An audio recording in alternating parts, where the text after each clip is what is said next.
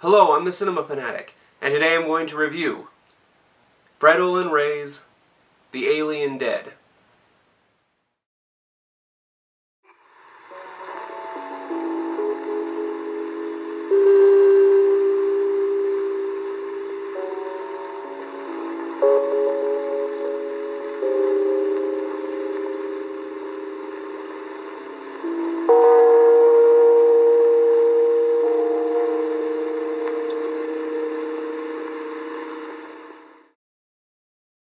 The Alien Dead is a 1980 zombie film, and it was the first film directed by low-budget filmmaker Fred Olen Ray, known for such films as Hollywood Chainsaw Hookers. Yeah. This film also stars Buster Crabbe, who is famous for playing the original Flash Gordon. The plot concerns reporter Tom Corman, who is investigating why there are no longer any alligators in the swamp, and the eventual disappearances of the local populace. Turns out, there are zombies in the swamp that might have been created by a falling meteor. So from the very beginning, you can tell this film is cheap. Just look at this opening shot. September 30th. Byline, Tom Corman. Wow, that's a bad zoom. There are also some out-of-focus shots, as well as some continuity errors. As you can see, it's dark here, but the rest of the scene takes place during the day. There are a few bad sound errors, such as this bad edit. Cool, right along about now.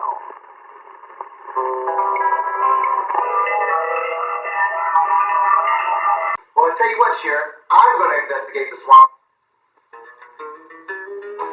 And a few instances where you can tell that the actors were too close to the mic.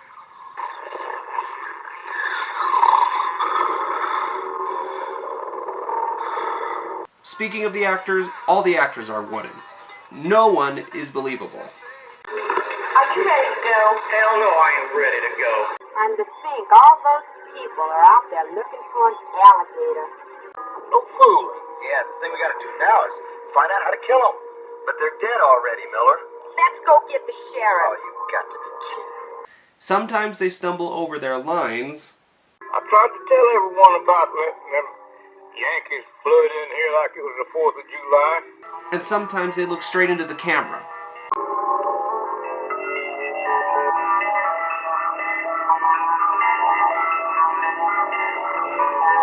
So this film is obviously far from perfect, but as a first film and for the budget he had, Fred Olen Ray was able to pull off a pretty good zombie movie.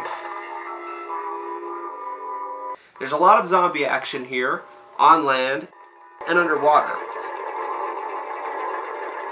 A majority of the makeup is good here, although some less than perfect. Yeah, nice skull mask. The photography and sound, for the most part, are clear and crisp. There is some good suspense here.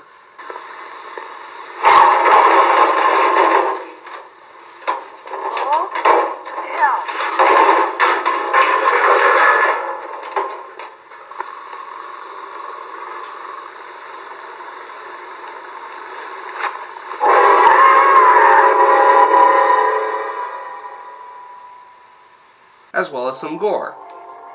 Speaking of gore, the special effects are okay. Although sometimes you can tell that the body parts are fake, and that even though the zombies are eating this woman's guts, there's no hole in her stomach.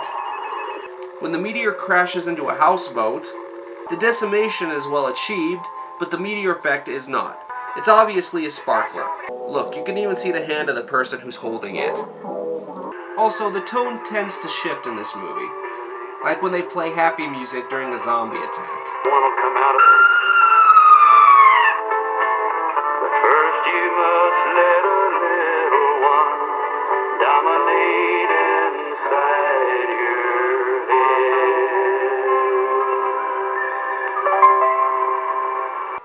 Speaking of the tone, that's the strangest aspect about this movie.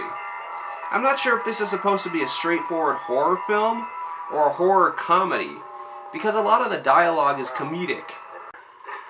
It ain't Mrs. Griffin. It's not?